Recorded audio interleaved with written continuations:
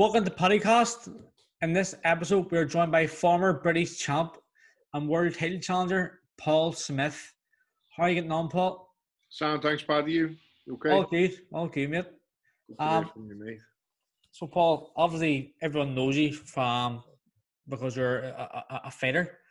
But what I want to know is like how you get started boxing, like from a very young age, about maybe your young age youth career as an amateur.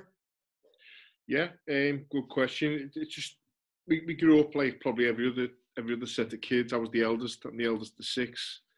So there was like three lads at the time. Then Callum come along when I was about 7, 8, and I just wanted to be a boxer. I just used to love the Rocky films. Used to love like. I remember my ma waking me up. I always tell the story, but it's the earliest probably one I've got of an actual probably fight. My ma woke me up when Tyson knocked Bruno out, and I remember just being absolutely buzzing about it, and because I was just a massive Tyson fan. I always wanted to sort of be a boxer more than a footballer, which is a good thing, to be honest, because I'm absolutely terrible at football. Liam was good out of all the four of us, but I wasn't that good on football.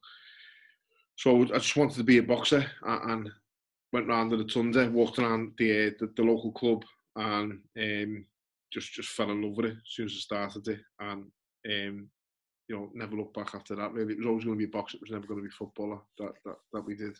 Which in Liverpool, probably similar to Belfast, it's a national sport in Liverpool. Yeah. Sounding stupid, you know what I mean? It's the main sport in Liverpool, along with football, obviously boxing. Yeah, because I've trained in Liverpool myself, and I've followed loads of Liverpool fighters like Di Matthews, yourself, and a few others. Yeah. It is a boxing or football kind of city, like Belfast. Yeah, I love Belfast. When I went there, like, we were getting stuff for pictures in Belfast, and I'm thinking, wow, this is nuts. Me and my brothers and the people we were with. And it was like, this is nuts. It's a proper fighting city. Good people, good place, good architecture, good buildings. Very, very similar cities, and I liked it a lot when I was there. I've been a couple of times. I've got a couple of mates over there now, yourself included, and I like the place, and proper fighting city. Yeah, I think talking about, they don't just pretend to know it; they actually know it. You know what I mean? That's the difference in it with some cities. I think talking about this, I think what a good thing is, Belfast and Liverpool and even Glasgow, we all have that kind of sense of humour. Like the same sense of humour, but I think that's why we can all relate to each other, which is very, very, very good. You more than most, because I'm telling you now, I've been a bit nervous about doing this. So I'm just waiting for something to get put up in a minute. No, don't worry. It's not our crap. No, but you've got to have that, and a lot of people from these type of cities and these working class, good old cities, they will have that sense of humour, and they will have that friendly, banter and this out of each other, which you've got to do, Of course. And there's a word I don't really like much, because it's like a new thing that's been coming. You take the piss out of each other, don't you? And of course. That's how it goes. You're brought up that way. You get led in from when you're a kid. I do with my son now. My son's I've told my son since he's been a baby. With pictures and skitting him, and you've got to be able to take the stick as well as give it out. For me, it makes you a better person. But like, I'm trying to do it with my daughter, and she just can't take it. No.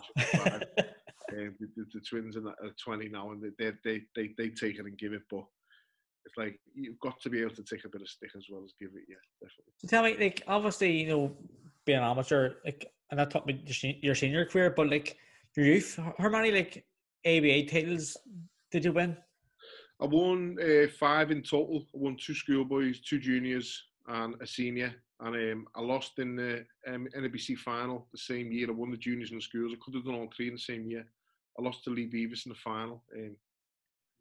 3 rounds. It was unanimous, but it was 2 rounds to 1 on each card. Yeah. It was a great fight. I got fight of the night. Best winner up, and it was a great fight. And I lost the fight to the better man. He was great on the night. Really good fighter.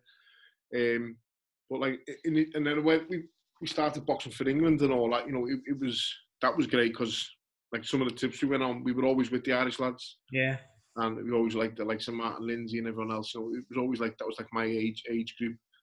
And it was always good, like, catching up with them. There was some good fighters on the team as well. Jared McCauley and a couple of others. I ended up boxing Jared McCauley in Cyprus, and he beat me on points as well, I think.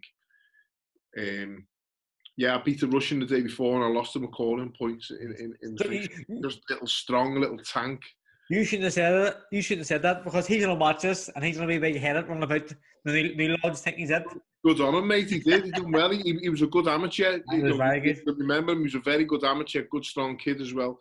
Nice lad from what I remember and all. We had a few drinks after it with all the lads, but we'd also get into a bit of bother when Macklin and the likes of be together as well. We went to Hungary once and got into a little bit of bother in the amateurs. We had a few drinks and a few dormant. So there's a lot of stories. But the amateur game was brilliant, and if I could go back and do it all again, I would. My lad wants a box now, and he's had about 8 bouts, and he's looking good. He's got a very good, like, pro style.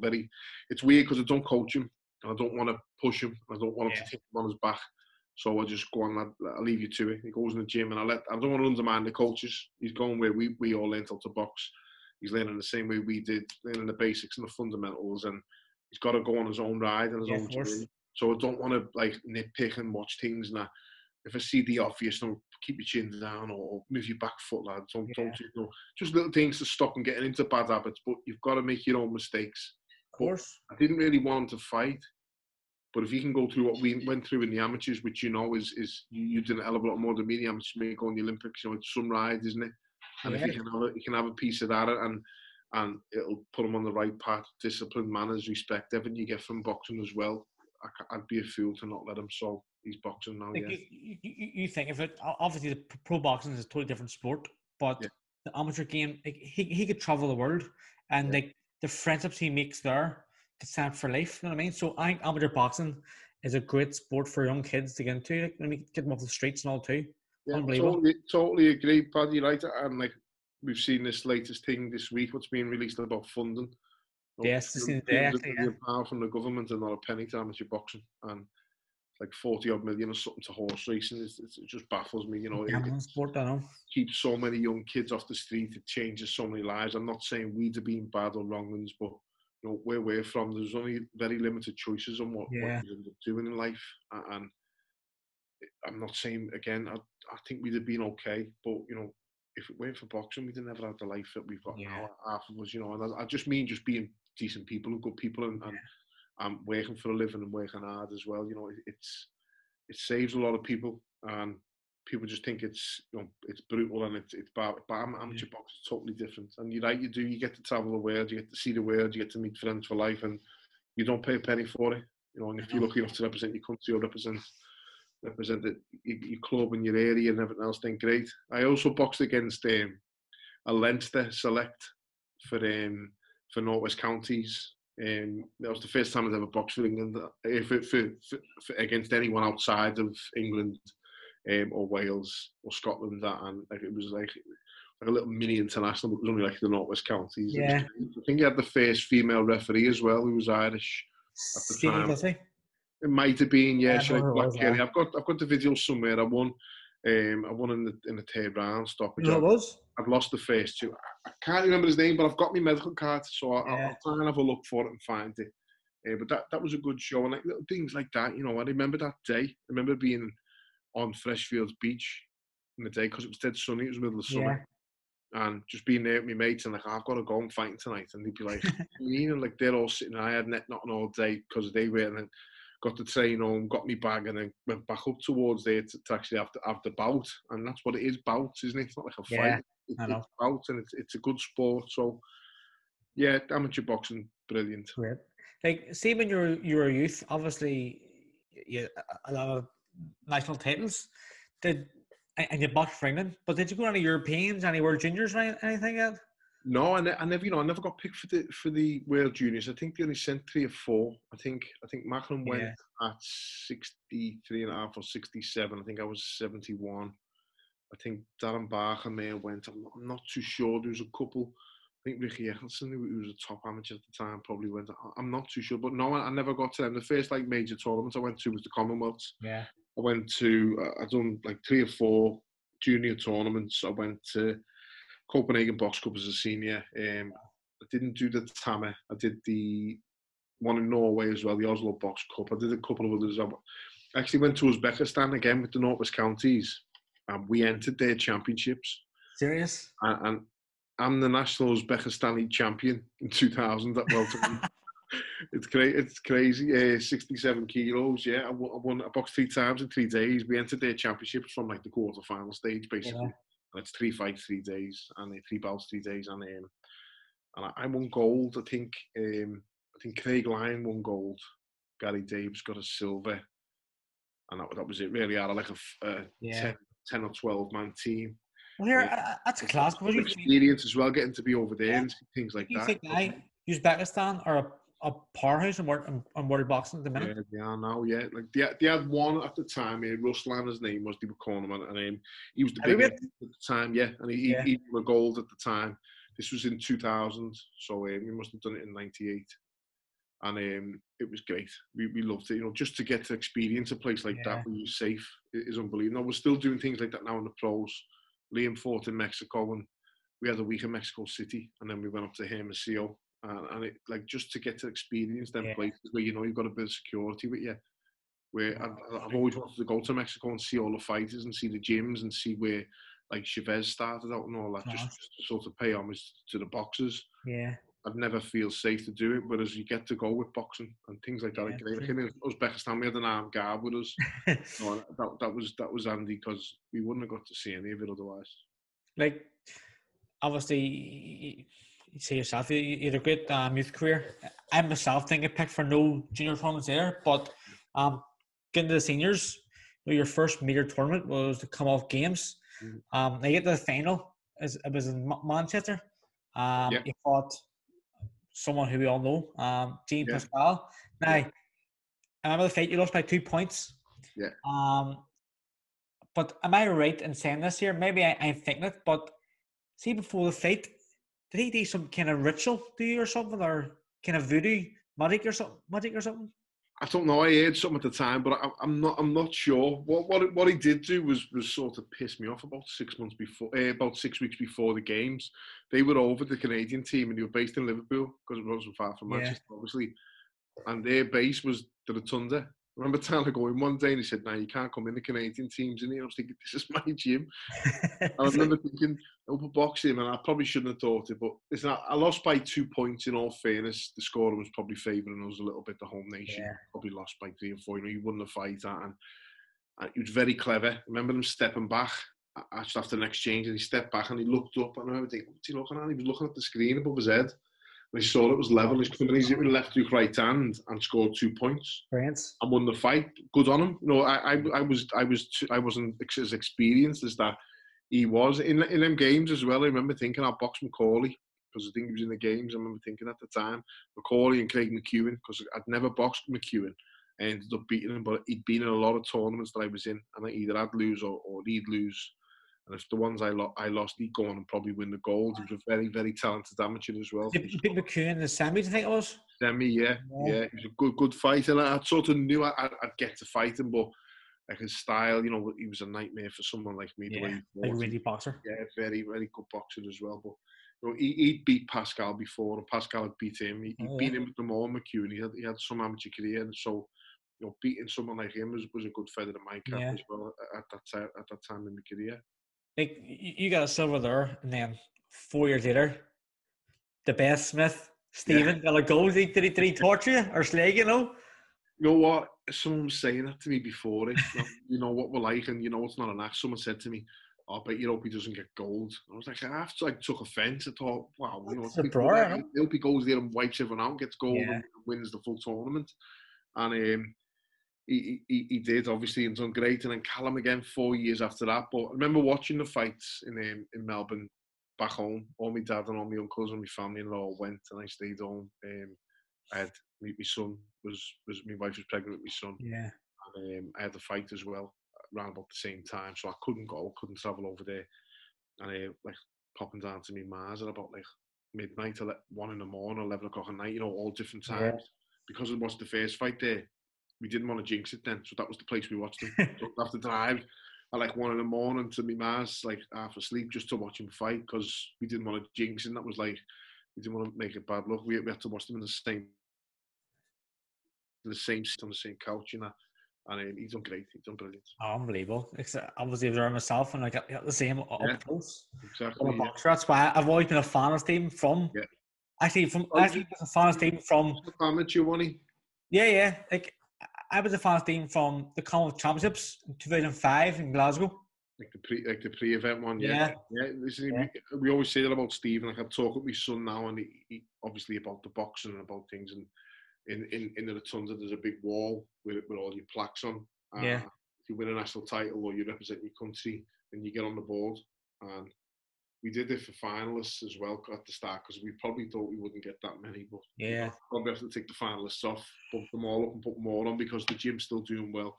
And when like we showed my son it, and he's like, "You're on not a lot," and he said, "Not as many as Stephen, mate." Yeah, Stephen's class. Stephen's got title after title, multi-nation. European bronze medal as well, you know. Yeah, so when he boxed against some very good fighters as well. I'm thinking like Tashenko in the World Juniors. Yeah. Selamov, I think, a couple of others. He boxed some very, very good fighters in the amateurs as well. So he had a great amateur career. Like, come back to like the Commonwealth Games in Manchester. You know, the depth of talent in that tournament was ridiculous. You had the likes of Darren Barker, Daniel Gale, Winnigo Miles, and like there's another boxer. I must say, he picked up silver as well. Stephen Birch. I can remember him as well. He was a cracker. Yeah, he was. Was he a scouter as well? He's from St Helens. Okay. He boxes St Helens. He's a nice lad, Stephen, and I've done a lot of sparring with him on the amateur squads and in our club as well, because their club was close with ours. And they had a great coach, John Chisnall, God bless him. He was a lovely fella as well. He died a few years back. Similar to ours, Jimmy Albo in the Rotunda, both like founder members of the club, and always so much for so many kids without probably getting any recognition for him. Yeah. The boxers who boxed for him will always remember it. But yeah, Stephen Birch was a top fighter, top amateur. I'm glad I never boxed him, you know, because it would have been a very, very good fight. Yeah. And the year that I did turn pro, it was like mainly not just him. It was down to a lot of them. The year before, I won the ABAs 2001. Our club's got a rule that you can't go in the ABAs if you're going to be 18 that year. Okay, yeah.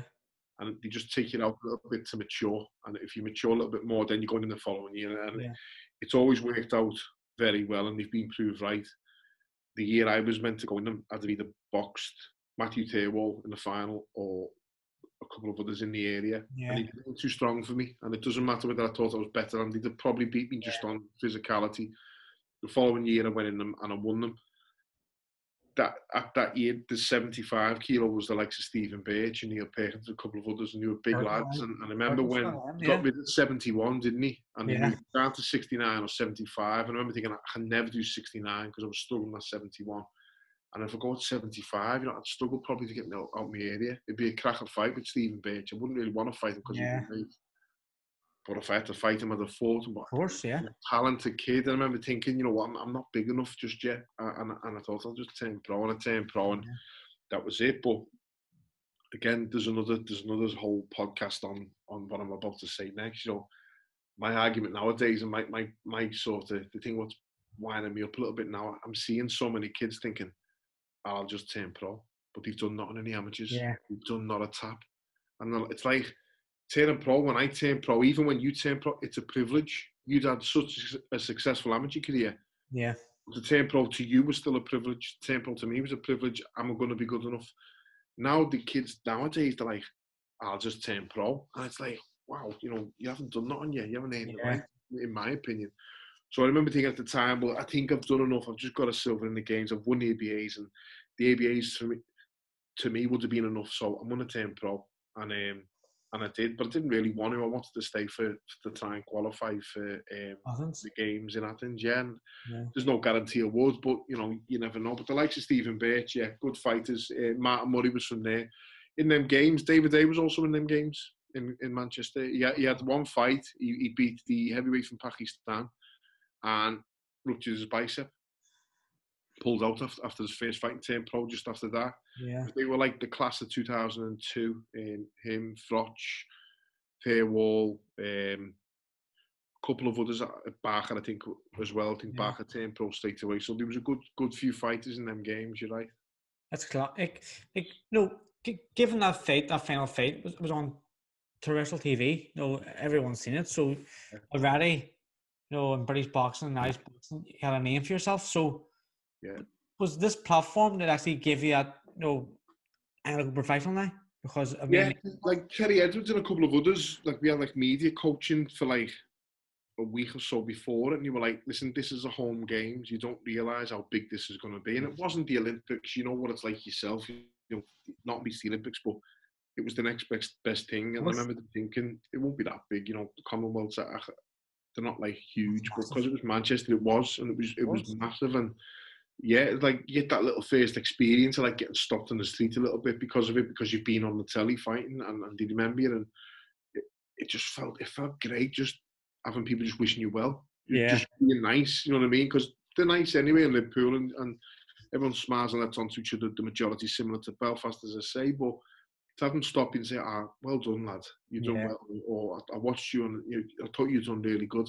I got stopped at the lights yesterday. I got stopped at the traffic lights.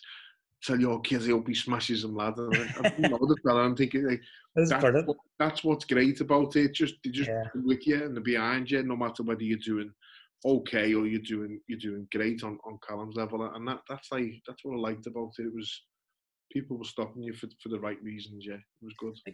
Like when you went pro, like how different did you find the switch, like from amateur to pro? Well, again, the amateurs nowadays, they've got it a little bit better in the fact that it's 3-minute rounds. They can get stuck in a little bit more because that's real boxing. Ours was more like fencing, wasn't it? You had to be very good, like in and out boxing, it not be a tag. And I had a bit of a pro style. I remember the first time our lads laugh and take the piss out of me now. They'd say to me, like, you're blowing out your ass after the 4 rounds and running to the left, but giving them your hands, to make sure I got it. And I won every round. But I remember thinking at the end, wow, them 3-minute rounds are hard. Because it was a big difference. We never even trained 3 minutes in the amateurs, did we? Always twos. Either 4 twos, 5 twos.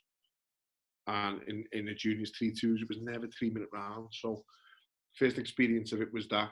Second experience, and probably the most important one, is it's a brutal game. It's hard and it's brutal. Some of the shots when you're hitting fellas and it's bouncing off their head and you're thinking, wow, and he just looks at you and smirks at you and comes forward. I know, the tough as nails. It's crazy, isn't it? And you've sort of got to be tough to be a pro. I remember talking with Billy Graham and Georgie Vaughan, who very, very experienced coach, and they both said similar things to me, and it was along the lines of, look, at that level, everyone's tough. I remember getting out the ring after one of the fights, saying, tough in. It was like, everyone's tough. Yeah. At that level, you can't sort of weed them out. You can't get to that level until you've proven how tough you are. Yeah. And that was like one of the biggest things that I noticed, just like how brutal it was and how like unforgiving it is. You know what I mean? It's someone with them gloves on, without the head guard on. That's what sort of threw me off a bit. Remember in the first round, because I'd never even sparred anyone without the head guards on. It's so strange. It's just weird thinking, well, can I hit him? And then you just think, I want to fight. And you throw a jab, you land, and it sort of like slides off his head, and it hurts your hand a little bit when you feel it. Them bandages as well, them wraps with the tape on. Plaster pars. Crazy, innit? It makes your hands like bricks, and you feel so confident. You get your gloves on, and they're only small, and you're thinking yes, and you think he's got them on as well. And then it makes you think, doesn't it? It's a brutal game, but we wouldn't change it for nothing. So yeah, that's probably what I noticed the most. Yeah. Like coming through your career, I know you were on that TV show, The Contender. Hard that come, but like, what was the experience of that kind of environment like? It was crazy. How it come about was this. He's my mate as well. I still stay in his guest house sometimes when I go to LA.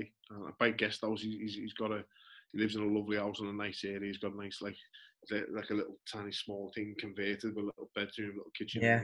I mean, I'm lucky because when I go out, I've got someone to stay there all the time if I want, and vice versa with him. If he comes here, he's more than welcome in ours. And he was the exec producer anyway. He was the executive producer of The Contender. The Apprentice. He used to work with Trump every day on The Apprentice before Trump became president. And he come over. We did a UK versus USA Contender. And I was promoted by Warren at the time, so it was his fighters that were on it. It was like myself, Robin Reed, and plenty others. Ross Minter. There was so many good fighters on it from the old contender, Yeah. from the first 2 series. So I ended up boxing Jonathan Banks. Oh no, that was it. Jonathan Reed, sorry. David Banks was in the real show. I boxed Jonathan Reed on that one. And they did an interview with me about 2 days before the fight. Just like, they took us out into the woods, like a nice picturesque setting, like the way they do in the States, like making it look good. And while we were off air, I said to him, because I'd sort of been speaking to him for a couple of days, he was a nice fella. I said to him, I couldn't do the real show, me. He went, why is that? I said, because I couldn't stay in the house with someone I was going to fight, because I'd just be a nightmare. I wouldn't want to speak to anyone. I'd take it, because I have to sort of make it a bit personal, me. Yeah. I can't get up for the fight. It is a fight. It is personal. It couldn't get more personal for me. It always was that case in my career. So me living with someone I'm going to fight, no chance, never. And he went, oh really? And that was it. As soon as I won my fight and he saw that I could actually fight, he picked the phone up to my manager at the time and said, listen, we're doing a middleweight one, a super middleweight, we want him. So ask him will he do it? And he phoned me straight away because I'd said I'd never do it.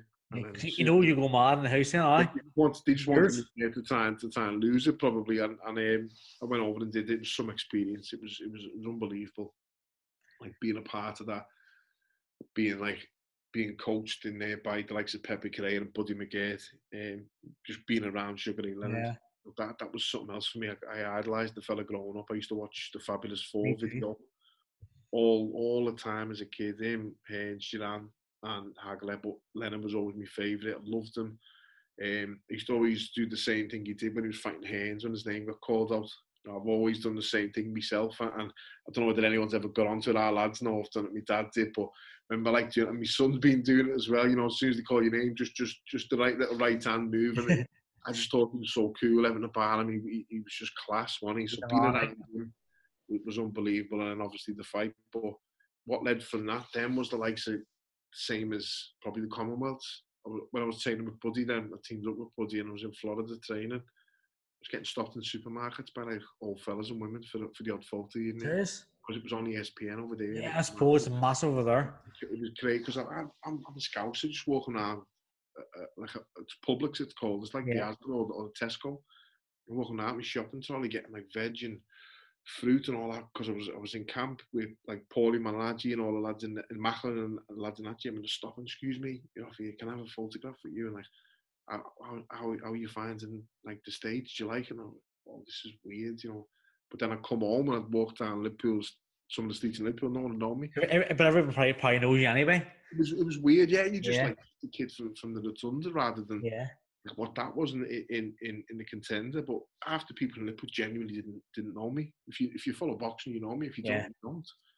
But over there, it was nuts as well. So little things like that was great about it. But the people I met and the connections I had from then on was made that worthwhile as well. Like you yourself have fought some great fighters domestically. Two which stand out obviously are both James DeGallen and George Groves. Yeah. But before they fought them against each other themselves, like, did you have Groves as favourite? No, to be honest with you, got to roll my hands up. I thought the girl would have won pretty well. I remember watching it because I fought on the undercard in my first comeback fight after joining up with Joe and losing to the Gale. And I boxed well and knocked the kid out in the first round. And it was only a journeyman, but you know, they're still what they are. But I felt good, and I had a great little training camp with Joe, and I was just settling into the way Joe trained. And I'm watching the fight, and I thought I'm better already after fighting with Joe, training with his lads, training the way they train. Yeah. Because I remember joining Joe Macklin telling me, I thought I was fit till I got here, Smig. And I thought, wow, I've seen you fit. I've seen you in some shape, Macklin. And he went, and I've been with him with Buddy McGirt and with Billy Graham. And he said, no, he went, listen, I thought I was fit till I got here. That for me was enough. And I remember starting my first session and Joe putting something on the treadmill, the stepping machine.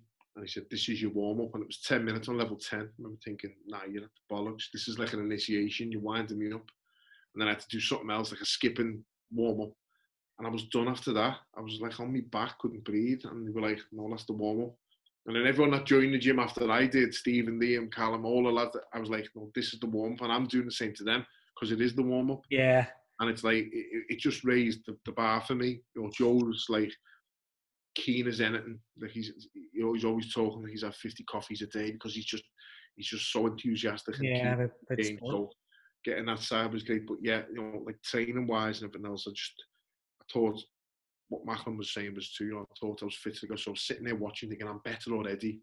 I really fight the winner of this. And Groves won. I remember feeling a bit surprised at the end because it was close. It could have went either way, the fight. But I expected Gale to do a hell of a lot better. And after it, I probably just thought, I remember saying to Joe, you know what, it's probably just one of them fights. If anyone's going to beat De Gale, it's going to be someone who's sparred thousands of rounds with him, who can figure him out and know what it's about. Yeah. And he has done, and it's a fair play to him. He's done very well, Groves, and he won the fight, and that was that. But you must have felt a bit of like sweeter friends after Callum KO'd him.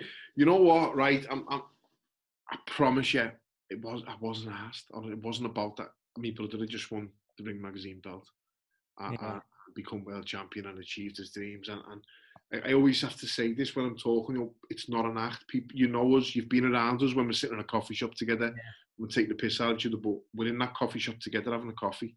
It's not like we only come together when there's a show or a fight. Or I know. We're together all the time. We're all best mates. So people like when I said about, you know, you mustn't want Stephen to get a gold, and I'm thinking, how can you even think that way? That's what we're like. So for me, it was just get that win. You know, just win that belt, win that title, secure your life, secure you financially, secure you, you know, successfully because you're world champion, Ring Magazine champion.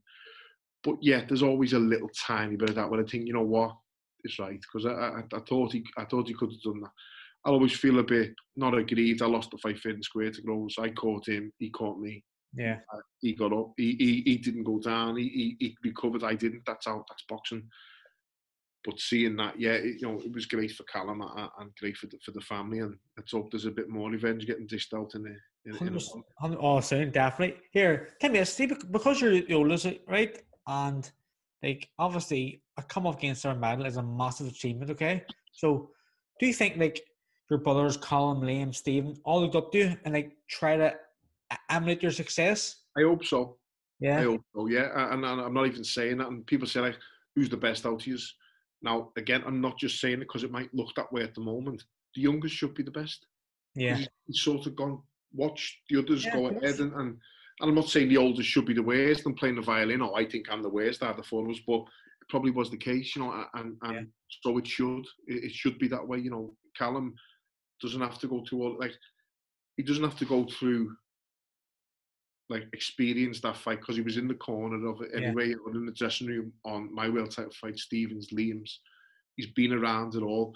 He wasn't the first to win a world title because Liam's done that. He wasn't the first to fight for a world title because I'd done that. He wasn't the first to fight for a bit. You know, it's always sort of been done before him, but he can excel that and more without having to sort of learn the hard way. I always say it about like, I was trying to think of something then, you know, when Ricky Hatton fought against Costas it was 2005, and it was in the MEN Arena or the Manchester Arena. Now, 2005, I was born in 82, so I was what, 23? 23. And Callum was 14. Callum's in the dressing room with Ricky, sitting at the back of the room. And when you look at the old footage, Callum's sitting in the corner. He's watching all that. When Gomez fought against Alexander the following year, Callum is sitting a few rows back behind us. I'm like a madman in the front row because I had 500 quid on Gomez to win. And people don't realise, like, they always laugh every time I fight, and I think, I'm going to get stick over the jump of the war, and I'm going to get stick over the fact that I don't sit down, I don't shut up. And I like Alex Arthur, he's a lovely lad, very good fighter. But Gomez was my mate, and I was sparring him for that fight. And then when I was sparring him, I was a middleweight at the time, and getting in the ring about 12 and a half stone, probably close to 13 stone, helping him out to spar, just jabbing only, loads of jabs, just to get him used to Arthur's jab, because he was quite slick and long-limbed and had a lovely jab, Arthur. And he had these little 12-ounce Grant gloves, orange, what had that, no padding in, where he just used them that many times, Gomez, and he walked right onto just the jab, and I didn't mean it, and it just caught when it buckled his legs completely, and he stepped back, and he's jumped up, but he's gone, "You all right?" And he's gone, putting me on my ass in front of my wife and kid because his wife and kid was in the gym, and he's gone for me like a madman. Gomez, I'm just standing on the ropes covering up. God. We loved it. We loved that experience, and Callum was in the corner for that. Then when I'm fighting for British titles in 2009, obviously Callum is only 18 at the time, 19 just turned, and he's in there, and he's in the dressing room, and then he's gone and watched it all with Stephen, going to America, going to the States, and he's with Liam, and he's been a part of it. So he's very, very experienced, even before he fights for the world title. So you're right in what you're saying. By rights, the eldest has gone and done it, but the youngest has got to then go over that, in my opinion. I think he obviously has. Like, I can't remember if he was training with me at the time in Belfast, but Tony Dodson, an old Scottish derby. Do you think there was like extra pressure, basically, with both of you to perform because it was Liverpool versus Liverpool? Yeah, and it becomes a case of the same with the Quigley fight when I won the title. It's just don't lose. It's not win this way or that. It's just don't lose. You can't lose a local derby. And they're still spoken about. And I'm not saying like people sit there talking about our fight in the pub. It's not about that. When you mention boxing or super middleweight or the British title or the Echo Arena, you'll talk about the good fights that Scousers have had there. Yeah. And we were both Scousers, and then me and Quigley were both Scousers. Obviously, and I boxed Dodson twice at the once at the Arena, once in Bolton. So we've had all Merseyside derbies, which, again, without sounding big-headed, that's great for Liverpool, and that's great for boxing, because remember Tommy Coyle fought against Luke Campbell? Yeah. In that arena, in the stadium, in Hull. They were fighting to be the first British champions from Hull. And Ali said this, we've got 4 in our house. You know what I mean? It's like Belfast. That's selfish history. You do well from Belfast, and you're walking around, and people are like, "Oh, well done, lad. Proud of you. Well done." Yeah. You're 10 a penny. Yeah. They're like megastars in Hull because they've done very good at boxing. Yeah. And Campbell's a great fighter, and Tommy Coyle done brilliant, had a great career himself. But it's like in Liverpool, there's probably, we had local derbies for super middleweight titles. Andy Olligan fought Shane Early. We had to set a tent up in a park, and I went to it with my dad and my granddad. I think it was 94, maybe 95. I could be out one year. I've never seen anything like or experienced. I remember sitting there freezing, just watching these 2 Scousers fighting on the big stage. That was on ITV. That was live on ITV terrestrial telly as well. So to have them local derbies, it does become about just don't lose, because they are going to get spoken about for a long time. As I say, that one was 94. We're talking about it now 25 years later. It's crazy. With a bit of luck, kids will be talking about all the derbies that have happened since, and all the local fights and fighters in 20 odd years to come, with a bit of luck. Like, your first 2 world title shots came against the very good and tough Arthur Abraham. I watched both fights myself. I can remember them. Scoring was absolutely terrible. Yeah. How do you feel fight? When you're announced like the loser, basically, of the fight? Yeah, listen. I lost the second one. I'm fine with the second one. He caught me in about the 5th round, I think it was, and I remember like he buzzed me up. You know what that means. You know what that probably feels like yourself. You get buzzed, and all of a sudden there's a little bit of concussion, a little bit of, you're not remembering right, you're not thinking right, you think you're somewhere else sometimes, and just never recovered from the shot. The first fight, I wouldn't have first fight fit and square, in my opinion. Yeah, definitely. I'm standing there thinking, I've got this, and I'm celebrating, I'm jumping up on the ropes, and I'm thinking I've done it because I knew I could do it. And I remember going over for the press conference, which was about probably 12 weeks before the fight, when it just got made, 10 weeks before the fight. And I was like, I'm just happy to be here. I remember thinking, I'm going to go over there and want to make them think I'm a fanboy. And like, I got a picture with Arthur. I asked him for a picture at the Carl Froch Kessler fight, which I did a couple of years back. I can't find it, but I asked him for one. And he must have just sat there and thought, this kid's just buzzing to be here. Yeah. I wanted him to, and I wanted him to go home and just eat what he wanted and take his time, take his foot off the gas. And I was training like a madman, and I was the best I'd ever been that night. And then, like, fight week when I got there, I remember putting on, listen, I'm here to win. Wouldn't look away, not on the head to edge, really just right in the zone. His head up. Yeah, and a box, I did. And I just thought, what, I've done enough here, I've won. And I watch back now and think, you silly bastard, why was you celebrating? You sort of knew it was never going to... I done an interview last night, Paddy, to be honest with you, on Zoom, and he said, how do you think it's good? What do you think, if it goes the distance with Callum and Canelo, you know, will he score it fairly? And I was like, I'm not saying a word on it. I'm not going to speak about it because I did the same. Well, obviously, everyone knows what'll happen. I played the same mistake about going to Germany, and before I was like, listen, if this goes the distance, they're going to score it fairly, because I sort of wanted to plant a seed in their head that I was on to the scoring already. This is going to be, no, it'll be fair, it'll be fair, it'll be fair. And I went in there and done it. I'd done the best I could do. I felt I'd done enough. I felt I won the fight. Everyone else there did. And then they read the scores out, like 11 rounds to 1. I remember they had 119, 109. I looked at the screen and remember thinking, like, what chance do you have? Like, seriously? Yeah. There's no chances there. That's how it is. But, you know, it is what it is. I'll always feel aggrieved about it. I'll always feel like a you know, uncrowned world champion, whatever you want to call it. But I can't dwell on it, because you know what? I've done that too much. Living in the past, it just sends you down. It sends you down too many dark holes. It never happened, but here you still had an amazing career. You know, having fought the likes of Abraham, who was he was a very good fighter. Yeah. Then you went straight in. Because, you know, like the rematch, if I'd have got that decision, I'd have been world champion, I probably could have retired there then. I'd have wanted the rematch, because that's when you make your dough. You don't make your money challenging for titles, you make it when you defend them. Everyone knows that. And if I'd have lost that fair and square, good on him. He'd have been a better champion, you know, losing the title, winning it back again, and then regaining his title, and I'd have got paid well for it. And then maybe when I'd have fought Ward, I'd have got a lot more money for the Ward fight, because I only got that Ward fight because of how well I've done against Abraham. Exactly, yeah. Fair, that's plain and simple.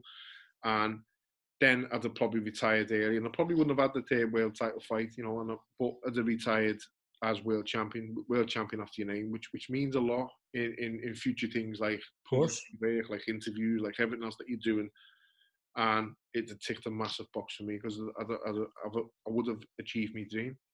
Like, we talked about Andre Ward, you know, you went straight in that fight after the Abraham fights. You know, Ward still is one of the top pound for pound boxers in the world.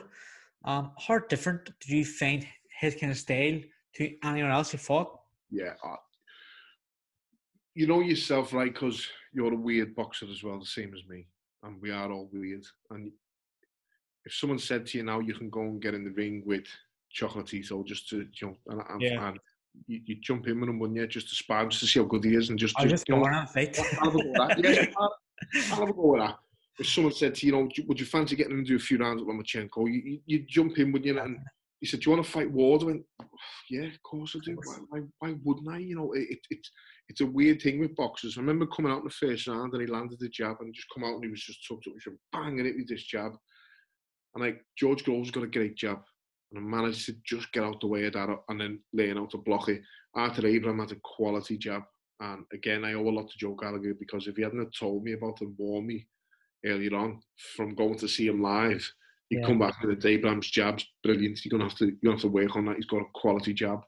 And I hadn't really noticed that when I've watched him, because I was too busy watching the other stuff that he does. Yeah. They had world-class jabs. Ward was like off the scale. I remember he hit me with the first jab, and I half giggled to myself, like a little soft, like, oh my God, how good was that? Like, it's weird how you think, wow. Yeah. Liam said something similar. Liam said something similar with Canelo. He said, I threw a jab to body. He said, and then when I went to throw a jab to the head, I fainted it. He said, and he's laid back, he's ready to counter me with that. And Liam said, I remember thinking, wow, he's teeing me up already in the first round. He's trying to set me up already in the first round. So smart.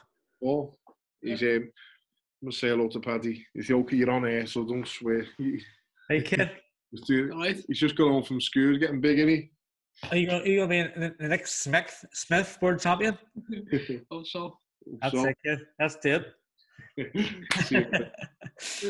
Yeah, so like fighters sometimes when they're on that level, sometimes, you know, I wasn't there as a fanboy, I was there to win. Yeah. I could have caught him. I was watching all the clips of when he got dropped and when he got put down, what shot did it, whatever. I remember landing a big right hand about the 6th or 7th round, and I nailed him, and I remember thinking, go on, and then he just come up and hit me with 3 or 4 shots. Yeah. He's like elite level, like absolute class, one of the best that's ever done it, never lost a fight, beat far better fellas than me, and that's the type of fight that I'm going to be telling his kids about. You know, in years to come, that's probably what he'll be telling his grandkids about when my dad fought. And hopefully he's got his own stories, but of course, you're not going to remember the ones that you had in the sports centre warming up to them. Yeah. You're going to remember them big ones. And the opportunity to get in fighting was too good to turn down. And like the only regret I've got from the fight is just messing around with the weighting, and it wasn't intentional. It wasn't like I didn't train for it. It wasn't. There was a lot going on. No excuses. It was my fault, and that was that. Like at the minute, obviously, you're retired. Jesus Christ, everyone knows that. But what did you told me before? You were kind of managing fighters. Am I right? Yeah, I've been trying to, but again, there's no one to manage because there's no one fighting. Wow, There's only going to be a select few at the moment getting on some of the shows, what Eddie's putting on, and some of the shows behind closed doors, what the other promoters will be putting on. And it's tough. And it's not that like Eddie will look after his own or the other promoters will. It's just tough unless you've got a kid who's willing to go and jump in and fight and take a cut in wages at the moment. Yeah. Struggle getting fights. I didn't think Callum would get this Canelo fight because of money, because everyone's probably taking cuts, because there's not going to be many fans or any fans allowed in. But it's coming to a stage where we're all going to have to move on, otherwise we're all going to be stuck and fighters aren't going to fight. People like Stephen are worried about him. He's coming towards the end of his career just because of his age, and he's not getting fights, and this isn't good. This isn't ideal for fighters around his age category. Yeah. If you were still fighting now, you'd be sitting there, you'd be thinking, that's not worth it, because you were towards the end of your career age-wise. You had a long career, both amateur and pro, and this is not ideal for anyone. So, yeah, I want to manage fighters, and I want to do it the right way. And there's a lot of managers out there, and it winds me up. They're not doing anything at all for the percentage whatsoever. And they're taking 25. Your experience, all that stuff. Yeah, I was managed badly, and I was managed correctly as well. And when I was managed badly, it was a complete conflict of interest. Yeah. And you can't be a promoter and a manager. You can't argue with yourself over how much you want to pay that fighter. Promoter wants to use you as much as he can to make as much money as he can. A manager should be looking after you so you can make as much money as you can, and then he's going to be happy with his percentage. I know I can do that the right way. I've got a good team behind me, a good agency set up, a good format where we've got the infrastructure to look after fighters correctly. MTK are doing brilliant with what they do. They started off, and at the time when they first started off, I remember thinking they've got a bit too many fighters there, but they've got enough managers now, and there's enough managers who can do the job. The fighters get looked after. They've got a lot of weight behind them, a lot of power behind them, because they've become successful now, and because they've proven our fighters are taken care of. Yeah. One of my brothers is one of those, and is a perfect example. Yeah. Liam's been managed exemplary since he first joined up with them. He's never wanted for anything. He's always been dealt with fairly in negotiations. He's always got the best deal out to the promoter that he can. And there's been no conflict with him because he's been looked after. That's how I was the same. NTK, you got to me perfectly. Exactly. Look after the fighters. They look after you. And I believe that. If I'm managing a fighter, if they make it, I make it. If they don't make it, I shouldn't make it. That's the problem with some managers. Promoters are different. Promoters, I understand that. You walk in with the champion, you walk out with the champion. That's fine. That's expected. It takes a lot of money, a lot of balls, and a lot of sort of reputation to be a promoter. And you deserve every penny you get by doing it, because you're putting the money up to pay them fighters. But as a manager, you should only win when the fighter wins, in my opinion. Tell me what is next for Liam? Do you know? Hopefully January. Hopefully he'll get out in January on the Chisora card, the rematch with Povetkin, with a bit of luck. If he can get on that, great. I don't know whether that's exactly what they're waiting for, but I think he was going to be on it in December, and it's being pulled. So if he can get out in January, stay busy and stay active, and then just try and get a title fight with one of these champions.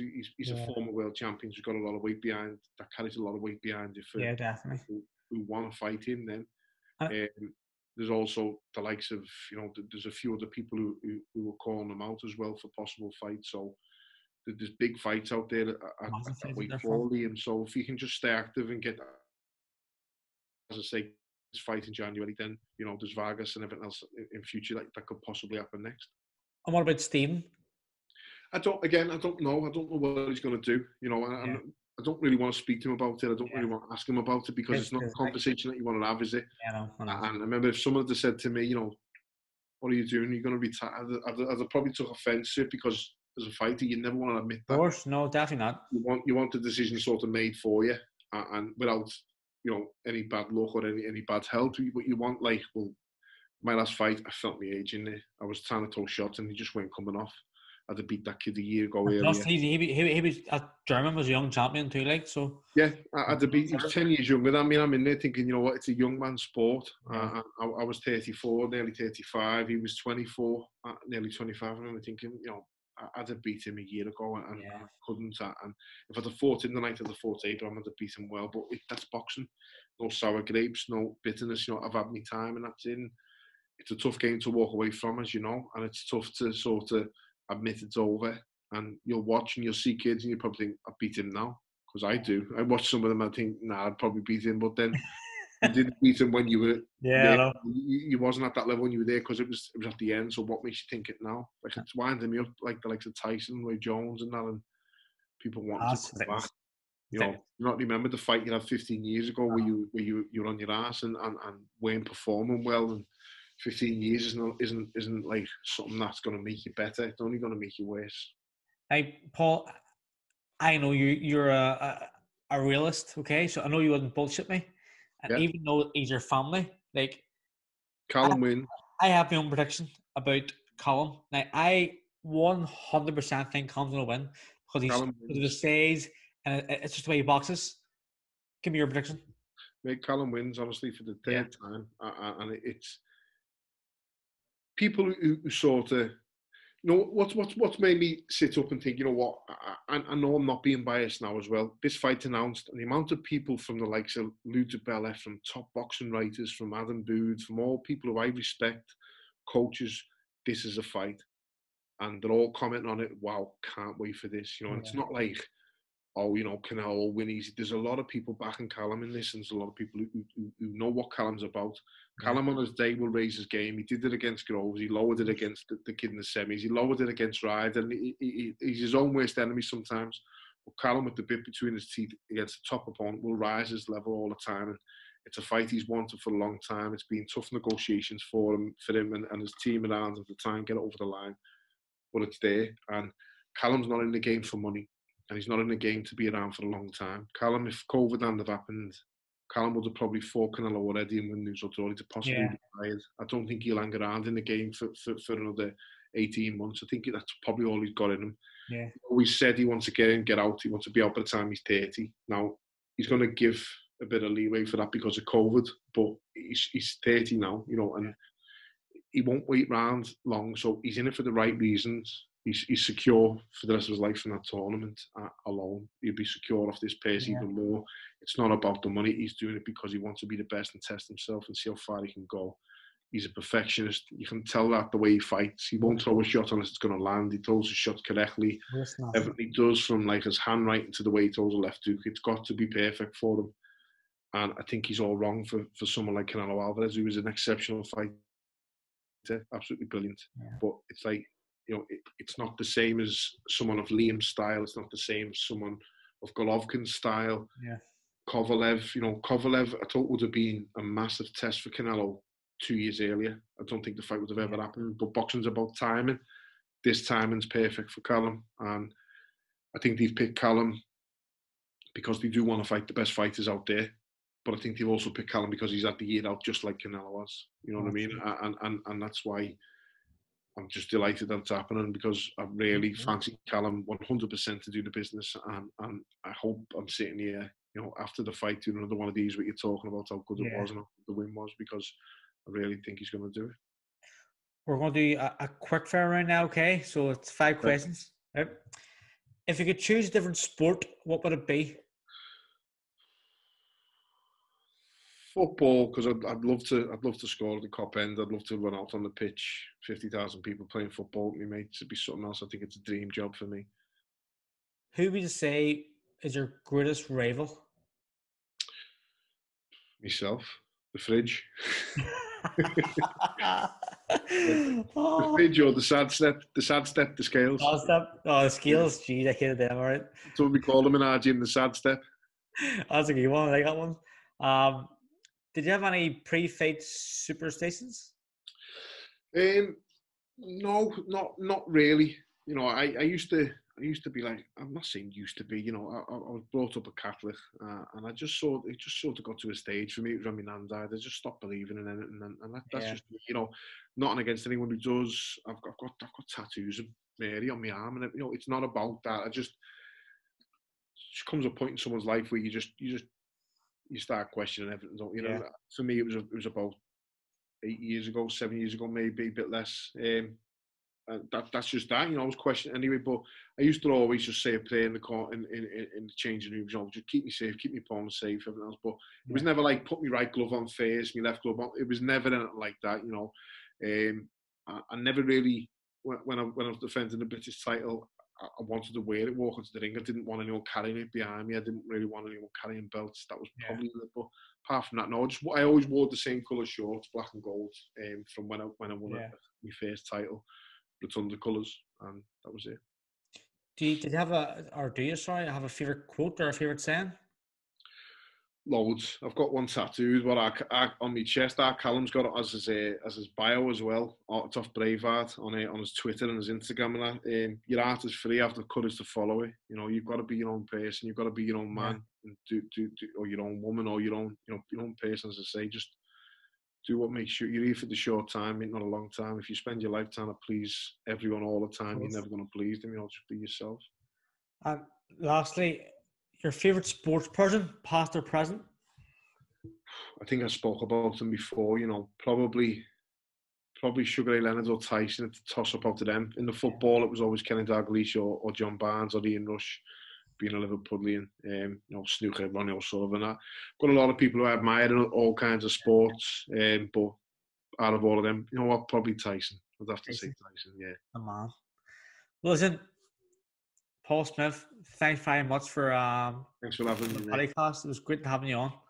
I've enjoyed it. Thank you. Cheers.